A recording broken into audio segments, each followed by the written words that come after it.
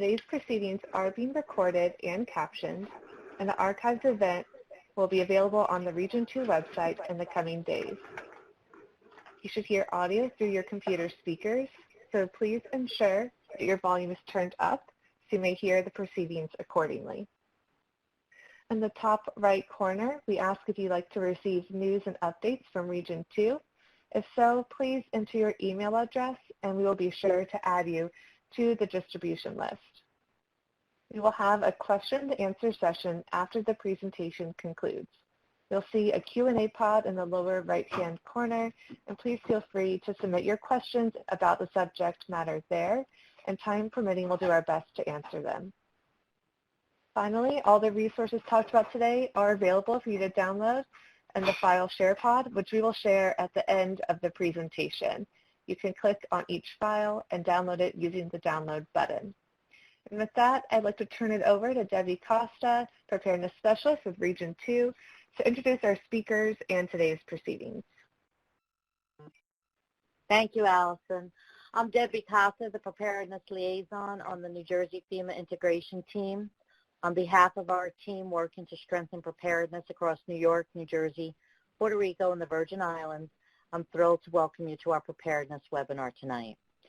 As part of FEMA's 2018 to 2022 strategic plan, our goal one is to build a culture of preparedness. The Individual and Community Preparedness Division is focused on helping people prepare for disasters, which includes increasing the percentage of people with savings set aside for an emergency, delivering training to help nonprofits and community-based organizations continue service delivery following a disaster, and increasing the percentage of people who have taken preparedness action. As part of our goal to create a culture of preparedness, we're pleased to be hosting this webinar, Houses of Worship, Emergency Planning and Reconstitution, A Pastor's Perspective. The Reverend Dr. Miriam Burnett will talk about her experience as a medical doctor and pastor in preparing her congregation for disasters. You will learn how she plans for emergencies, including pandemics, for congregations of different sizes and locations. At the conclusion of Dr. Reverend Burnett's presentation, you will hear from FEMA Region 2 and the New Jersey Office of Emergency Management, who will briefly discuss COVID-19 public assistance that may be available for New Jersey houses of worship. We will provide you with contact information for other territories for additional public assistance information. Laura Brophy is the FEMA Public Assistance Group Supervisor covering all of New Jersey for the COVID-19 pandemic event. Working with FEMA since 2013, holding several leadership positions. Prior experience was 15 years with the Department of Defense as a contractor prior to the closing of Fort Monmouth, born and raised in the beautiful state of New Jersey. Heather Pritchett from New Jersey Office of Emergency Management is currently the Public Assistant Unit Supervisor for the Office of Emergency Management, New Jersey State Police, with 16 years in emergency management. Previously employed with FEMA from 2004 through 2012, hired by the NJOEM State Police in 2013 during Sandy recovery efforts. The Reverend Dr. Miriam Burnett serves as the Medical Director of the International Health Commission of the AME Church, as well as a Connectional Officer in the AME Church. She is the pastor of Jones Tabernacle AME Church in Philadelphia, PA. Dr. Burnett is also the President of Resource and Promotion of Health Alliance, Inc., a health education and promotion consulting company, has innumerable years of experience aiding faith-based and community-based organizations as they strive to optimize health for communities. If you were on our webinar on April 29th, you heard Dr. Burnett speak very briefly, and we're happy to dedicate an entire presentation to what she has to say this evening. Dr. Burnett?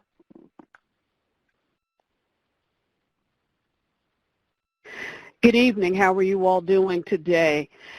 I realize you cannot respond, but verbally, but nice to be with you all again. My perspective today is going to come from answering 5 kinds of questions. talking about pre-planning and then local church buy-in, as well as from my perspective, also the connectional AME church, which means international, as well as some other churches and denominations I have been blessed to work with over the years, and in particular over the last 2 or 3 months. We're going to then move on to plan execution, and I guess I should be moving the slides. Plan execution, plan adjustments as time progressed with both the anticipated and unanticipated processes, as well as now looking at how do we begin to reconstitute. In pre-planning, we had to look at general disaster, and so what I did at the local church was I took our general disaster plan from guidelines for our denomination, and then began to try to adapt them for our local church. And so each one of us is in a different setting, so I'm just going to run through these quickly because I know that from last week's call, most people at this point are interested in how do they reconstitute, how do they move back into their houses of worship, into the building itself, because we've not left worship. The other thing that becomes paramount, which is why I'm actually starting with this pre-planning general disaster, is what's important for us in Region 2 and Region 3, where I am. We have to deal with the fact that hurricane season is coming. In the midst of this, we're getting ready to enter into hurricane season.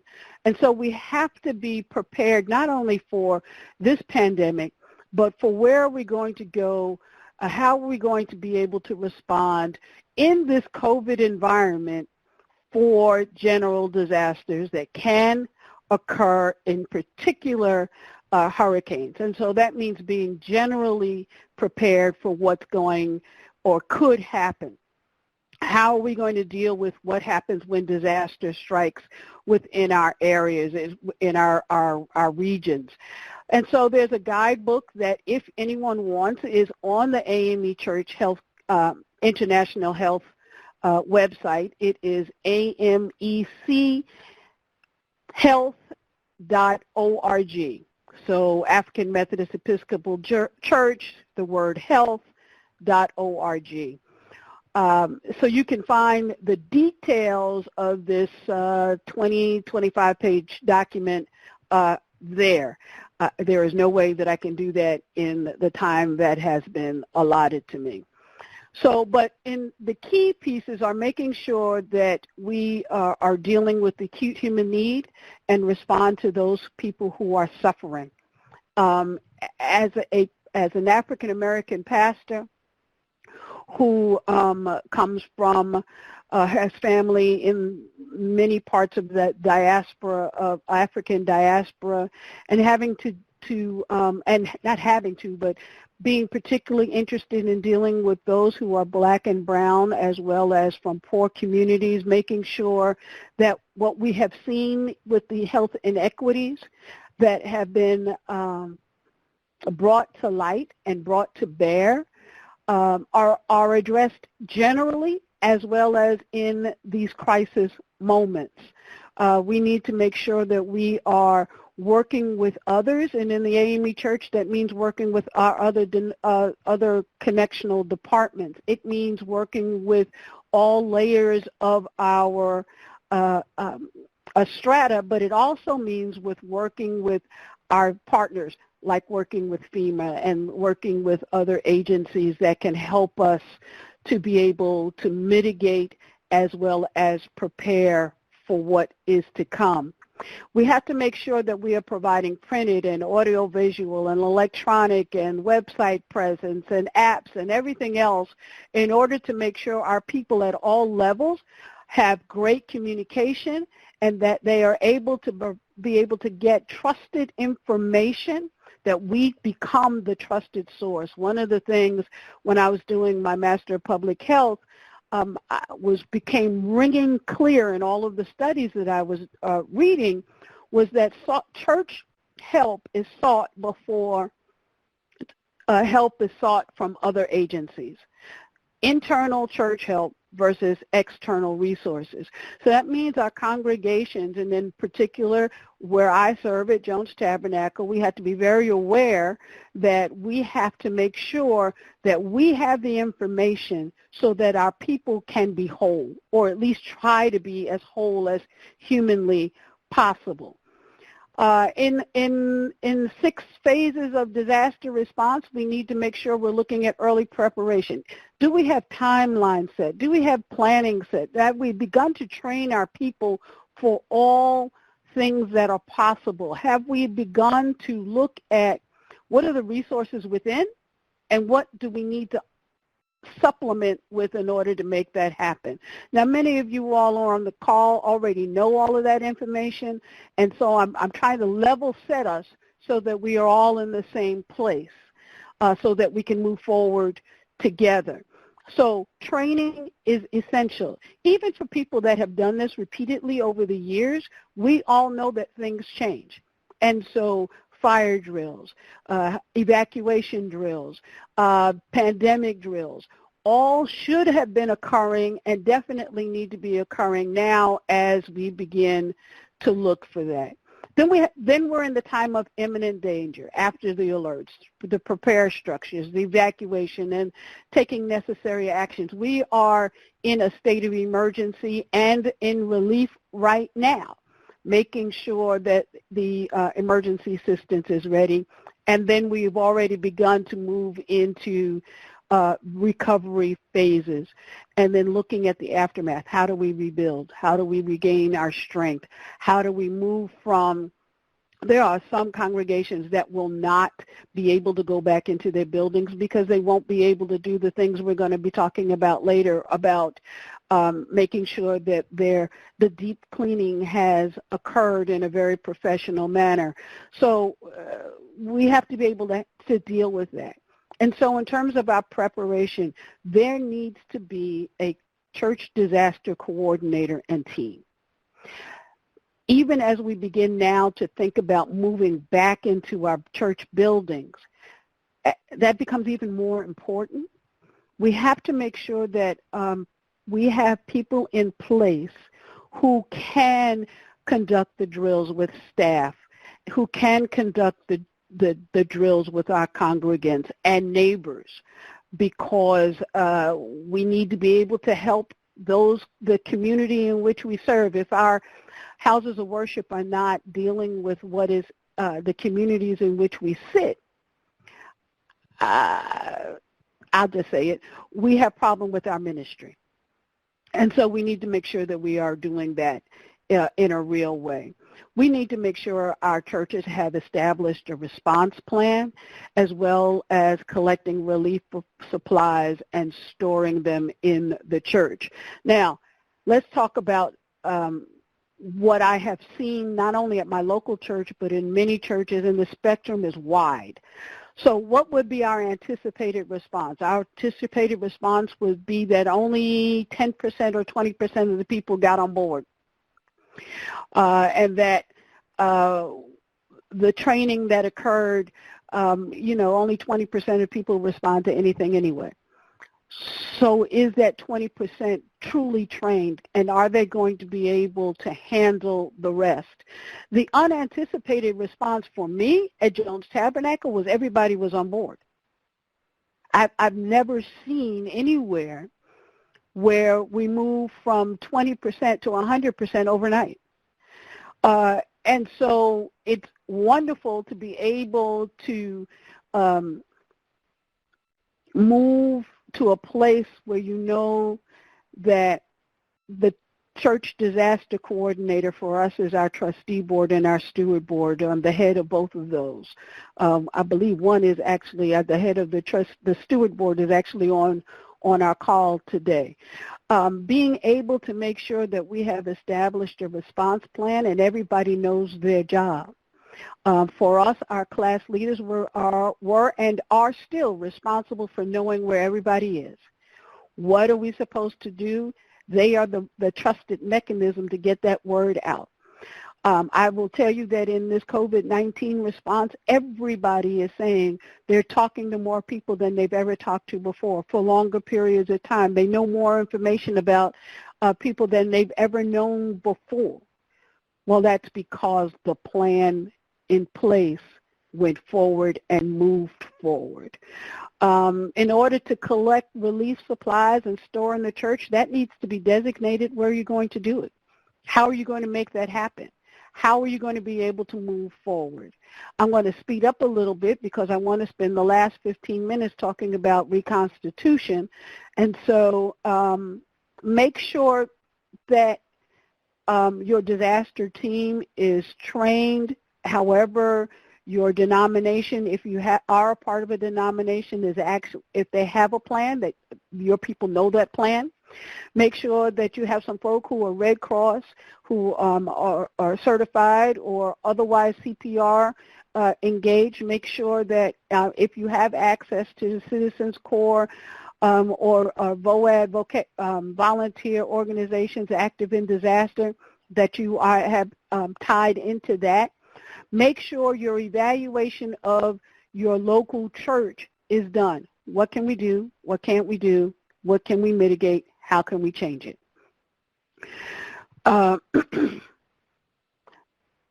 in terms of response, we need to make sure that all of our people know what it is. And what does it mean to be sheltered in place? In this day and age right now, sheltered in place means in our homes, not in our congregations. But do we have the resources, the essential resources to be able to do that? Have we prepared our people to be able to understand what that truly means? Part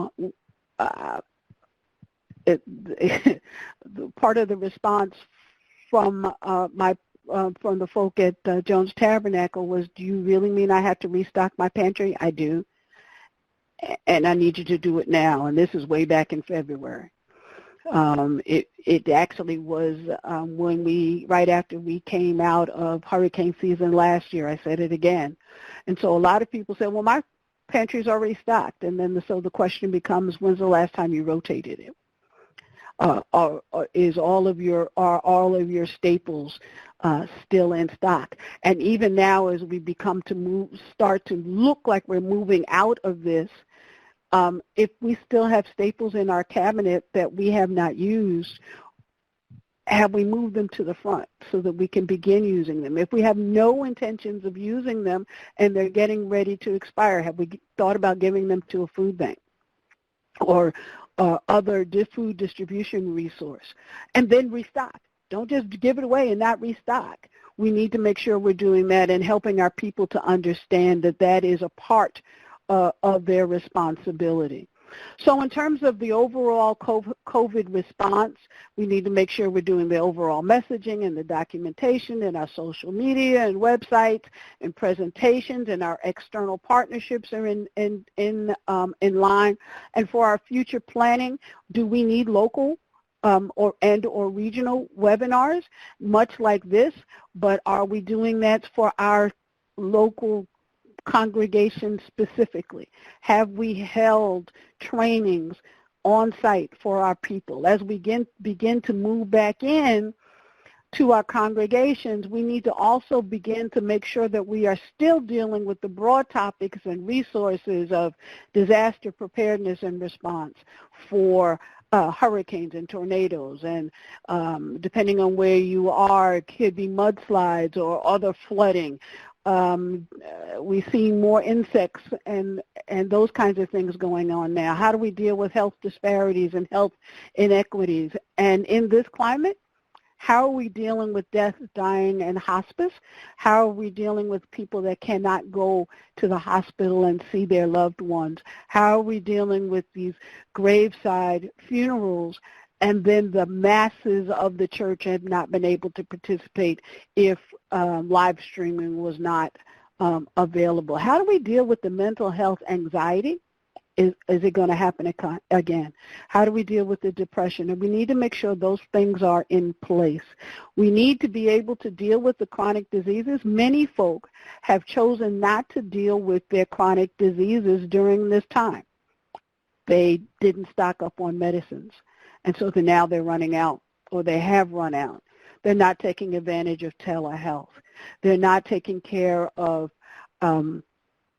ensuring that their medications and all of those questions are being answered, and their chronic diseases are being addressed.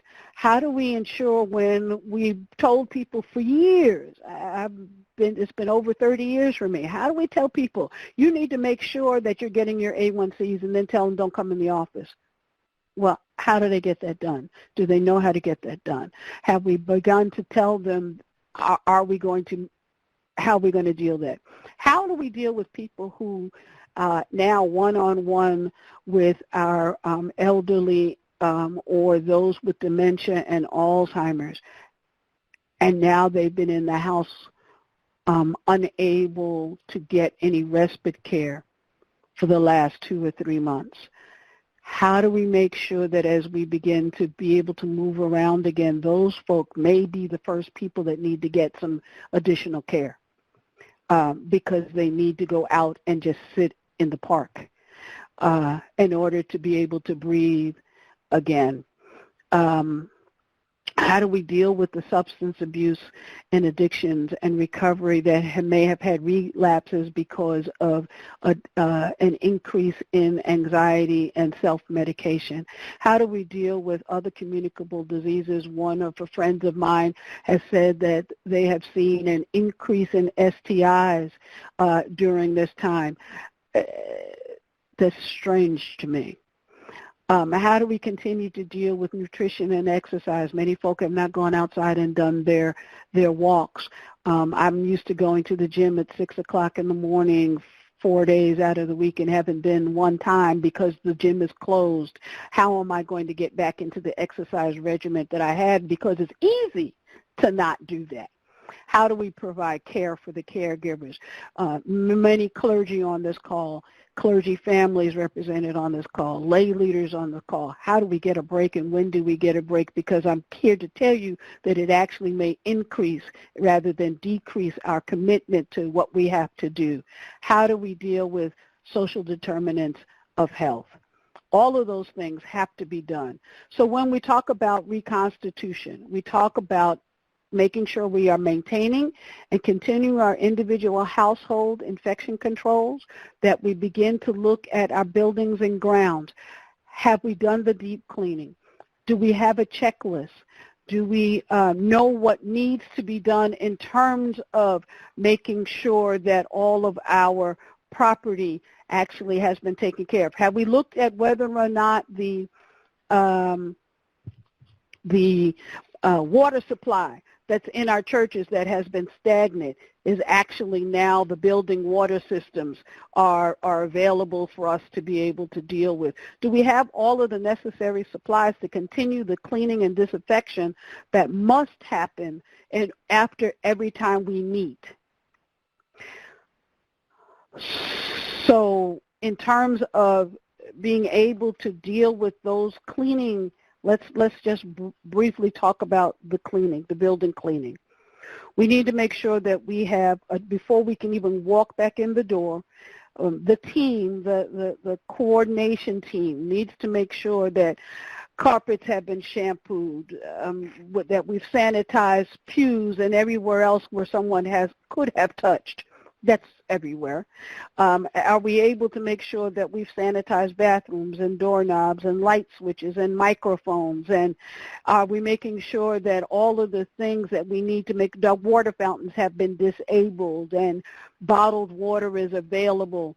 Are we making sure that we have taken care of a plan to continually deal with our hard as well as soft surfaces, our non-porous and our porous surfaces? Do we have enough bleach or vinegar or other mechanisms or ammonia that are required? And at the end of this, there are some resources that are available from CDC to help us with the specifics of this. How do we clean and disinfect surfaces? What are the chemicals can we use? What are the alternatives? Much of that is not available to us now. Have you gone to Sam's or Walmart or BJ's or Acme or name a store and tried to find bleach? Have you tried to find some Lysol or Pine Sol or anything and not been able to find it? What are the alternatives? There are alternatives that are available if you go to CDC's website and type in EPA-approved products for use against COVID-19, you will find them. I think I may have actually included that link at the end as well. How are you going to deal with removing Bibles and hymnals and other laminated bulletins and materials that are routinely distributed, and pens from pews and other public areas and other information cards, because those are the sacred cows? And we've asked people to remove anything that could cause cross-contamination. How are you going to deal with that? What is going to be the response? Is it the anticipated response of this is a problem and you can't do that because I need my Bible? Well, and then tell people they can't bring it in either because they may be bringing in contaminated material because they haven't cleaned it, and it's because you don't know how they may have tried to clean it at home, you may have a problem. So you have to anticipate those kinds of response. Is your sanitation system or frequently removing garbage, is that available to you? Have you begun to post signage? All of those things need to happen. Do you have, if you've decided that you want to check temperatures before people can enter and make sure they're less than 100.4 degrees Fahrenheit or 38 degrees Celsius, do you have thermal or infrared or other non-touch thermometers so that can be in place? Do you have personal protective equipment in case people come in and they don't have their own? Do you have enough masks sitting and available to be able to do that? There are many ways to be able to deal with that. There are collective mechanisms that will help people.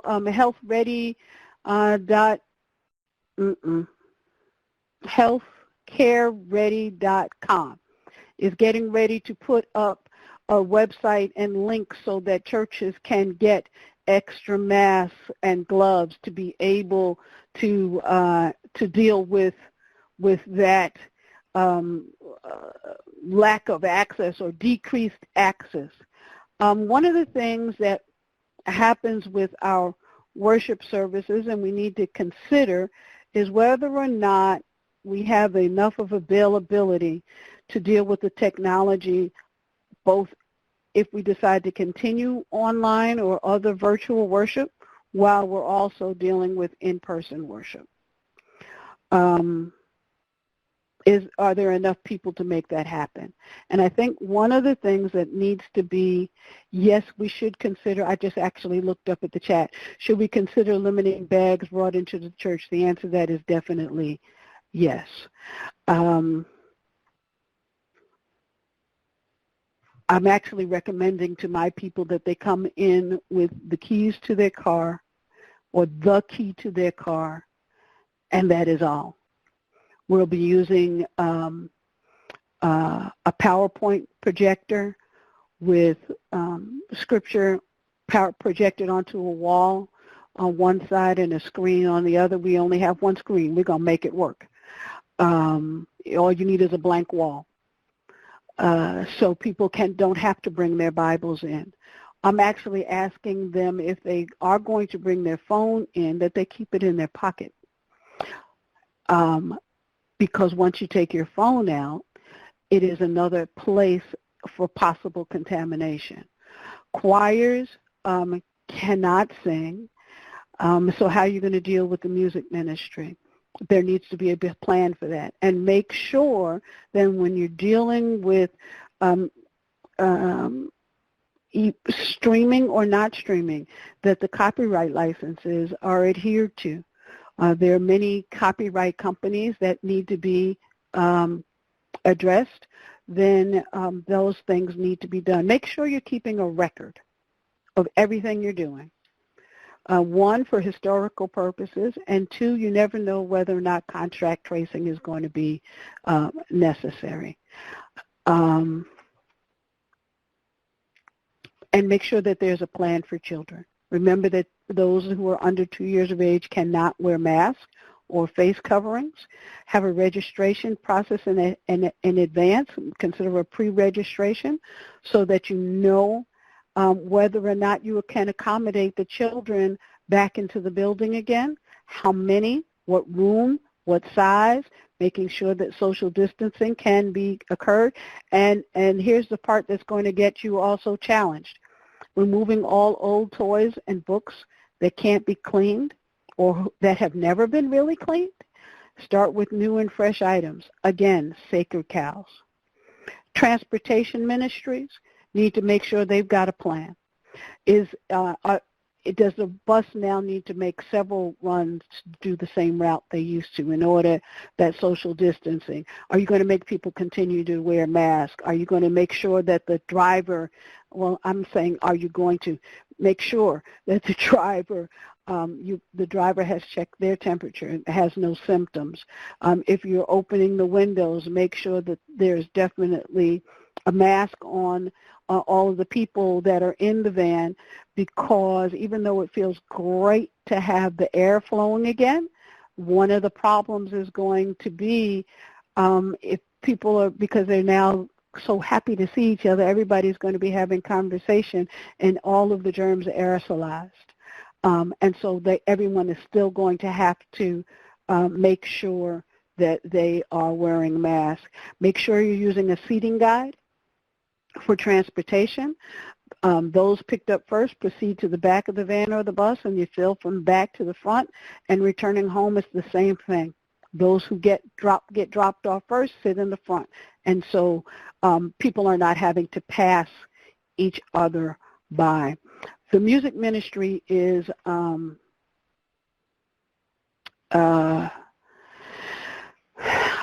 a while we may have to do recorded music and or small praise teams of 1 or 2 people with only one selection, with about making sure that because they are singing and the aerosolized air goes even further. One of the musicians I know said 20 feet between the singer and the congregation. How do we deal with communion? We deal with, I'm sorry, I keep forgetting to move slides. How do we deal with communion? Using prepackaged kits is one of the better ways to do that. We also need to make sure that the distribution of those is where no contact is between hand, either flesh or gloved hand, making sure one of our bishops has even recommended moving communion further up into the service so it's near the front of the beginning of the service, so that we're not having these containers in our hand for an extended period of time, prompting someone putting it down in a seat or on a floor or something because they've had it in their hand so long. Make sure that there are freestanding sanitized stations around. And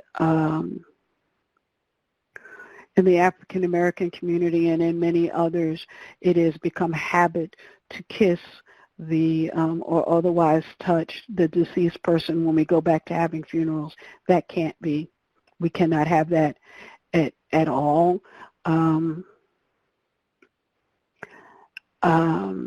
And be able to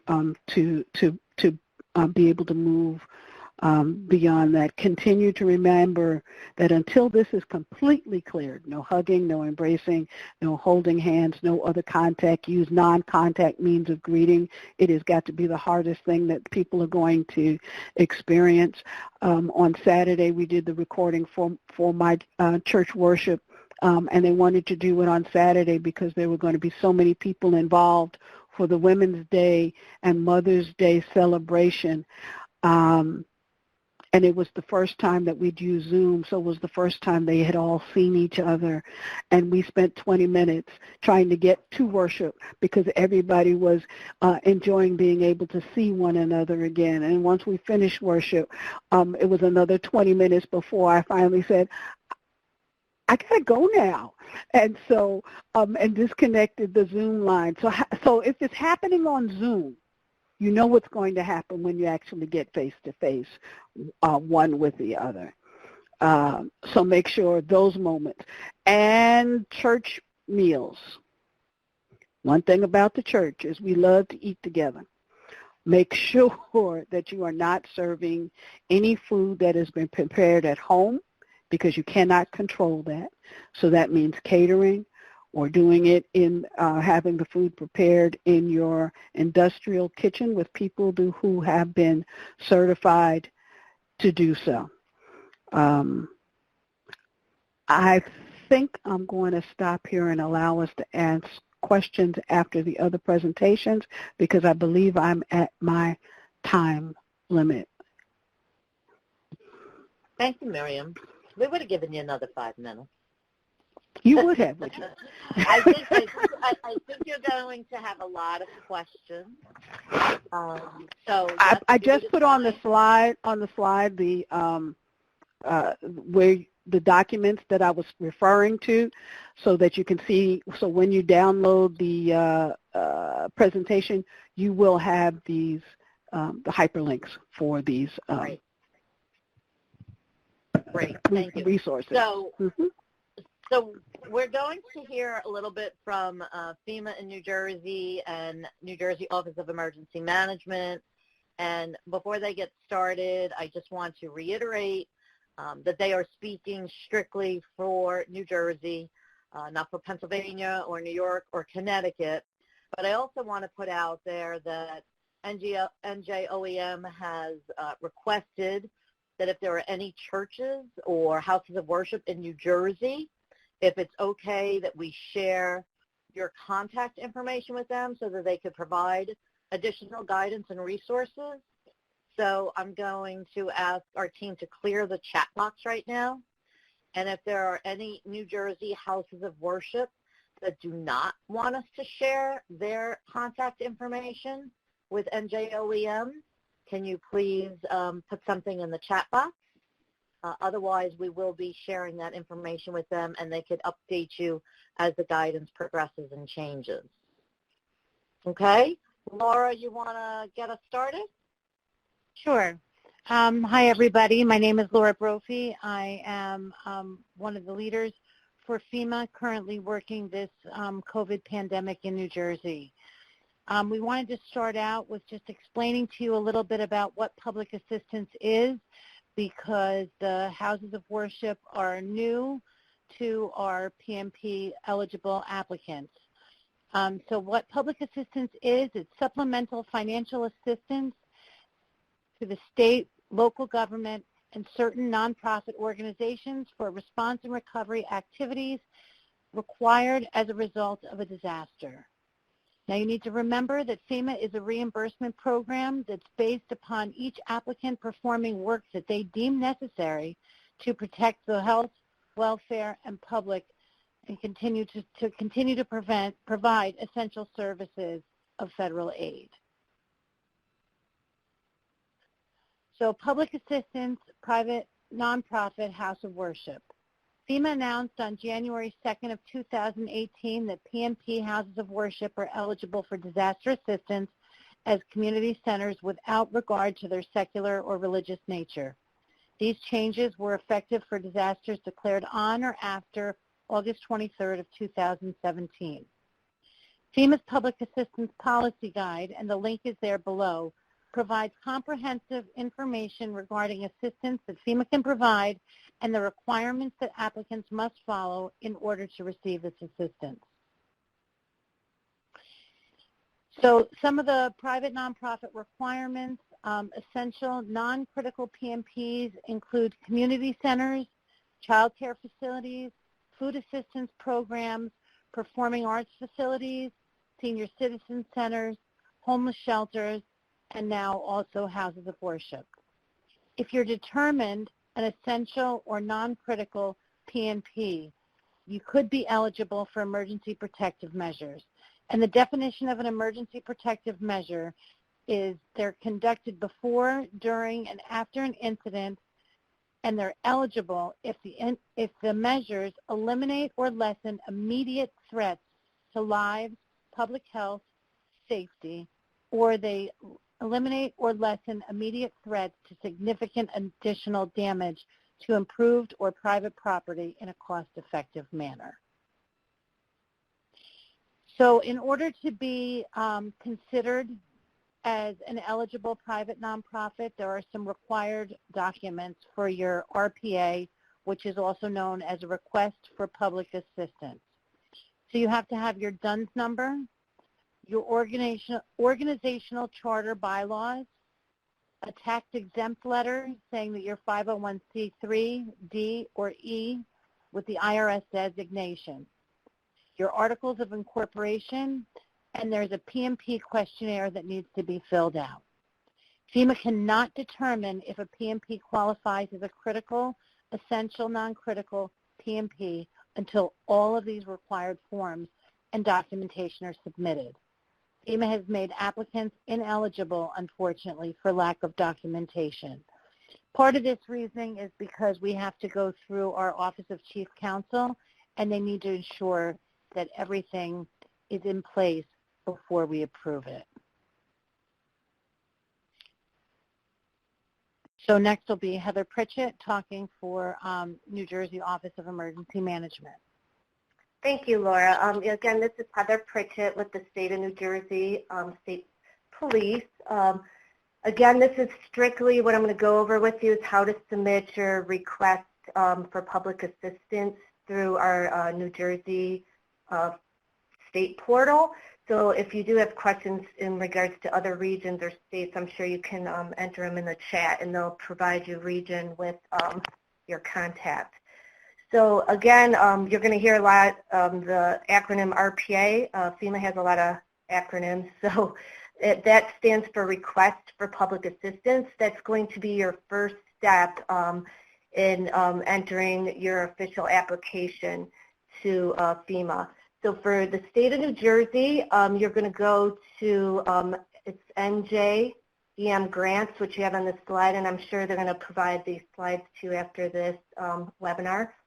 And that's where you're going to register your RPA, and you're going to first click register, which you see on the screen. That's if you've never been an applicant in the past, which, as Laura stated, houses of worship were just deemed eligible applicants back in 2018. So this program's very new to houses of worship. We have a lot of resource guides on this homepage as well. If you're not even registered yet with the state of New Jersey, you can go to any of these folders at the top of the screen. We have a specific one for COVID-19 information where we've been supplying our applicants with any FEMA fact sheets in regards to this event, some helpful tools like to keep track of your expenses.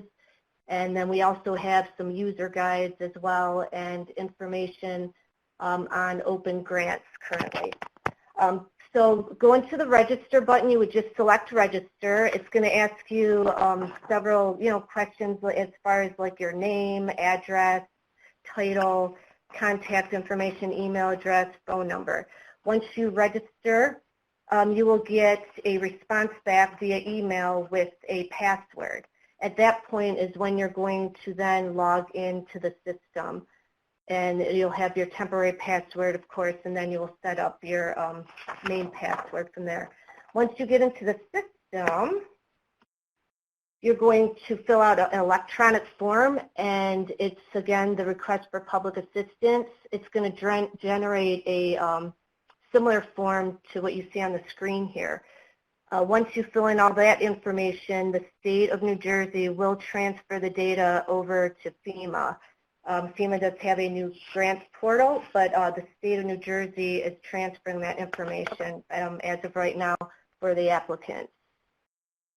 And then as Laura stated earlier, PMPs, which is private nonprofit, which houses of worship fall under that category, you have to fill out this questionnaire, PMP questionnaire, as well as the appropriate documentation that Laura had already provided for you in this slide. It's very important, again, like Laura stated, that the PMP questionnaire is completely filled out with all supporting documentation, because for us to provide your request for public assistance to FEMA, their chief counsel will not review your request until all that documentation has been submitted to us. And as far as any questions, in the RPA submission, if you have any questions, you can reach out to NJEM Grants Help at njsp.org. And also general questions, if you have eligibility questions, if you need us to get you in contact with any of our county leads, you can leave us a message at the 609-882-2000, extension 3004. Thank you. Thank you, Heather. You're welcome. I see a lot of questions. I'm going to just leave that on the screen for a minute. A lot of questions from different states and territories on who best to contact in their respective state. I would say reach out to your state Office of Emergency Management, and they could direct you best. Yeah, that's best. I believe like every state that is managed, their emergency management by the state, the only two states that the state police manages emergency management is New Jersey and Michigan. But otherwise, right. Yeah, that would probably be their best, is to go through their Office of Emergency Management in their state. Because the state typically is the recipient of the grant, and then they're able to disperse it and determine things that way. So the next slide here has information for Region 2 public assistance contacts in New York, Puerto Rico, the Virgin Islands. In Region 2, we also have a faith-based preparedness coordinator. If you have other questions regarding things not public assistance, you can certainly reach out to Maurice. And we do have a number of questions, so I'm going to start going through some of those questions. Again, if you don't want NJOEM to have your information, and we're not going to give them your information if you're in California or Florida or New York anyway, but if you are a New Jersey house of worship and you do not want them to receive your information, please tell us in the chat box here. Allison, you want to go ahead and move the file pod to the top of the screen, or maybe to a corner of the presentation screen, and there are all the files that can be downloaded while we start going through some of these questions. We do have time. So, Miriam, how are you handling a denominational response when there's no seeming consistency by region? We have a phased plan. It is being vetted by our denominational leads at this moment. We went through it with persons from all across the globe on Saturday, 3.5 hours after I typed for 10 days, and then had a committee of 6 look at it and make edits. And then we presented it to over 50 people on Saturday for, like I said, for 3.5 hours. We made the changes, and now it is with all 20 of our bishops as we speak. So it is truly a top-down. It has 5 phases. And the phases are based on what is happening in your region. It has an assessment tool that came from World Health Organization that helps people understand which category they belong in. And we will be doing training exercises in the AME Church to help people understand how to use the assessment tool and then what to do next based on the answer to the assessments. And will that be shared? Will people be able to go to your website to kind of peruse that, to get some ideas on their own plan, how they might implement that? Yes, the amechealth.org As soon as we have been authorized to do so, we'll post, and then we will send an announcement out on our Facebook page, as well as all of our other media, our Twitter account, our Instagram, and something else, as well as our the AME Church vehicle for news. The Christian Recorder, as well as our Chief Information Officer, will be sending out word that says that it's ready and up and posted. But for those who are not AME, they're just going to have to keep checking our website starting next week for what day it gets posted, or they can, I guess, like us on the Facebook page, and they, and then that way they'll be able to get that information as well. All right. Let's see if we can get through some of these questions. There seems to be quite a few. Somebody was asking what your medical specialty was. Internal medicine. I have a MD, MPH, and a Master of Divinity. Also disaster chaplain certified, and have just completed my level 1 of chaplaincy training. Congratulations. Thank you. We have a question here from an emergency manager. As an emergency manager with FEMA and a dedicated church attender, I'm wondering how we can join each other in church, which will have more, and the question just went away, which will have more than 10 people attending at one time. Our congregation is large, over 100 with children. We need to be together, yet we need to be safe. But I think you went over a lot of that. Is there anything you want to the only other thing I would add to that is we are recommending that no more than 25% of occupancy of the sanctuary space be utilized at any point until we are beyond this. So that may mean for some churches that they're having to do multiple services. Yeah. Would you recommend churches have a risk assessment completed prior to opening their doors again?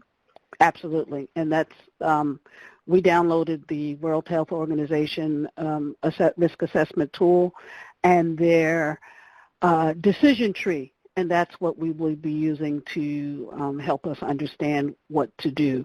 Keep in mind, for those who are high risk, we have asked them to actually, when they look at their phase, whatever they've decided is their risk, take it down one. Okay. How long does the virus remain alive if their buildings have been closed for 6 or more weeks? I mean, is the building pretty safe, or does it still need to be cleaned if nobody's been there for that long? CDC says it still needs to be cleaned, and I believe that's because of the air duct system has just been stagnant. So what we don't want to do, because you can't tell when someone has been exposed, is for someone to get sick after having been in a church, and you cannot document that you have not done the cleaning. So want to do it. It's the society in which we live, and you have to recognize it. True. Do you think in that case, would air condition, be good or bad if the facility has been cleaned? It would be negligible? I don't know the answer to that, but my true answer to that, I am not a microbiologist or virologist, but what I can say is unless the system has been cleaned,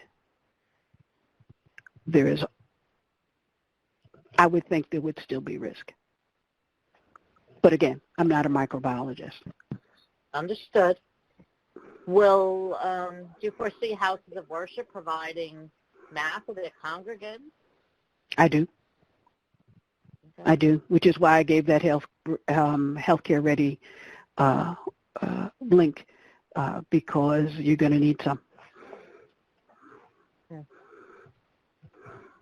Will there, in light of the fact that there is no widespread access to vaccines or therapy, will there ever be a safe time to reopen, even with these conservative mitigation strategies? I have said to my church that we will not fully open without mitigation strategies until there is a vaccine and we have completely mitigated this problem. Okay.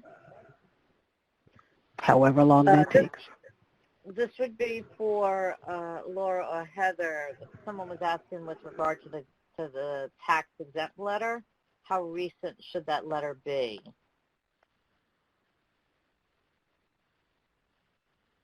I'll have Laura speak on that because I'm not sure. That would be like probably an Office of Chief Counsel question.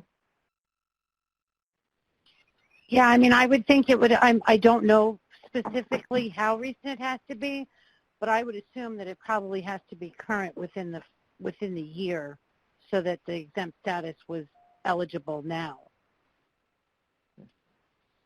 Yeah, I would think it would have to be fairly recent. As far as an application, somebody was asking whether or not they would apply as an individual or a congregation. Correct me if I'm wrong, it would be the facility that would be applying for the assistance? Oh, so you're saying, yeah, not each individual location. It would be, is that the question, or? It says, do we apply as an individual or as a congregation? They could apply as a congregation. That's how we've been handling most of them to date, as well as hospitals. And correct, Laura? The RPA would be submitted under the congregation. And then as far as the projects, when written, we can get into that at a later point, but we can identify it by site, location, if they want the cost broken down that way. If a church is not a PMT, if they don't have a DUNS number, is there any assistance available to them? There's not assistance through FEMA. I'm not sure through the CARES Act or any other voluntary agencies or anything like that. I'm not sure if there's anybody else that has funding available, but FEMA cannot deal with for-profit or for non-registered PMPs. Thank you.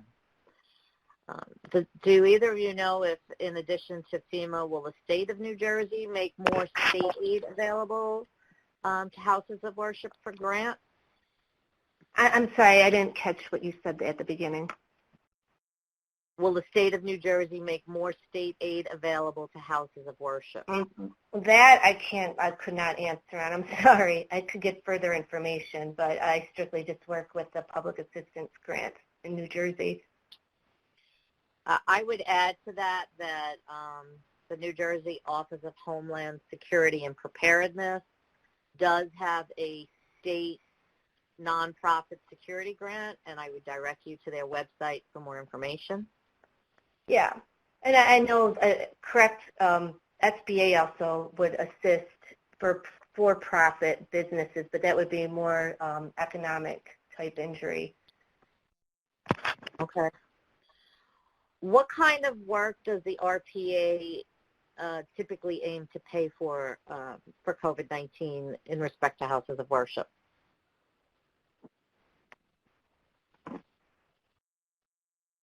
Laura, I'm going to have you speak on that. Yeah, I'm sorry, Deb. I missed what you said. You're breaking up a little bit on the phone. Say again, please. Okay. So what kind of work does the RPA aim to pay for or typically pay for in respect to houses of worship in COVID-19? So right now, because FEMA's never dealt with a pandemic situation like this before, there are a lot of things, there are a lot of moving parts, and there are a lot of things in flux. I know headquarters is looking at the potential and what things would be paid for, not just for houses of worship, but for schools and for even public buildings, as far as potential mitigation measures or things like that as we begin opening up of America. But currently, the only thing that's eligible right now would probably be cleaning, like regular cleaning, and potentially once you're opened, protecting your staff, not the congregation, but the people who are actually working. And so the pastor or the, anybody who's working, like passing things out or greeting people or anything like that, people who are actually working. But that's all that I'm aware of as of right now. Okay, and we did attach 2 fact sheets if folks look in the files to download. The first 2 in that list are COVID-19 and PNP fact sheets as they relate to the public assistance program. So you can read them, and then if you have additional questions, you can use the email address that Heather provided earlier. Yes, and also, again, on the NJM Grants homepage, we have a lot of resources right now that we've received from FEMA in that COVID-19 folder on the homepage. Oh, good. Thank you. Yeah, you're welcome.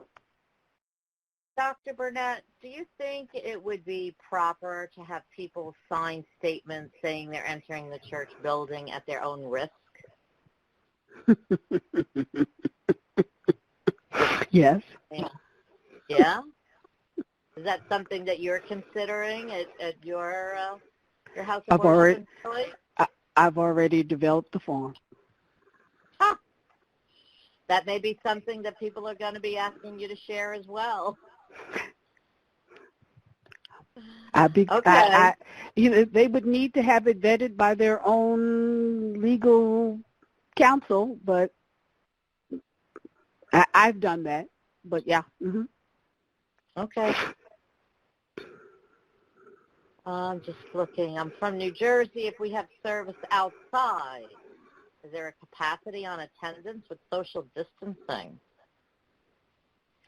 One of our microbiologists, the Amy Church is blessed to have microbiologists and virologists and chemists, and name a specialty, and we've got it. And so conversation with our microbiologist was, even with wind taking things, people even outside should wear masks. And she just told me that yesterday. Very good. Thank you. I think I see, I'm sure the longer we stay on, the more questions that will come in, but I think I went through a good majority of them. Someone talking about a drive-in service for, that would be interesting during stage 2 for strategy for worship. That is definitely a strategy, but again, if you've got the windows open, you probably should have on a mask based on what our microbiologist said to me. Okay, thank you. Thank you, Dr. Burnett. Thank you, Heather. Thank you, Laura, so much. I have a few closing slides, unless any of you ladies would like to share some closing thoughts before I go through them real quick. I'm going to take that as a no. I just wanted to thank our speakers and thank everybody for joining us tonight. Since we are unable to meet face-to-face, we have been doing a bulk of our preparedness outreach via webinars, and we do have 3 other webinars coming up this week. One is about avoiding financial scams during COVID-19, and the FTC will be presenting on that. We did a Reconstitution webinar in English a few weeks ago. If you missed it, it is recorded. It is on the FEMA Region 2 site. If you prefer to hear it in Spanish, it will be live in Spanish on Thursday. And on Friday, some folks from the SBA in Buffalo and New York will be talking about the CARES Act for small businesses and what they may be applicable for, what funds and programs are out there for them. On Thursday the 19th, we're going to have a webinar for the folks that are doing all the heavy lifting right now. So it's going to be about helping the helper. We're going to talk about helping children cope. We have that coming up in both English and Spanish on the 20th and the 21st. And then at the end of the month, SBA will be back again to talk about all their programs, not necessarily the CARES Act. We wanted to get the CARES Act in early because last time the funding was gone in 14 days. We have 2 webinars planned already for June. One is about the continuous improvement process and after action reports, how to go about doing that, and about pet preparedness. And this last link here, this is where you can find all our recordings. So tonight's webinar is recorded. It takes us a few days, by next week. You can go to the site and just scroll down to the individual preparedness webinars, and all the webinars that we've been hosting are recorded there, and you're able to see everything just as you did here tonight, including the live captioning. So thank you, everyone. Thank you, Dr. Burnett. Please be safe, be well, be healthy, and we'll get through this together. Have a great night.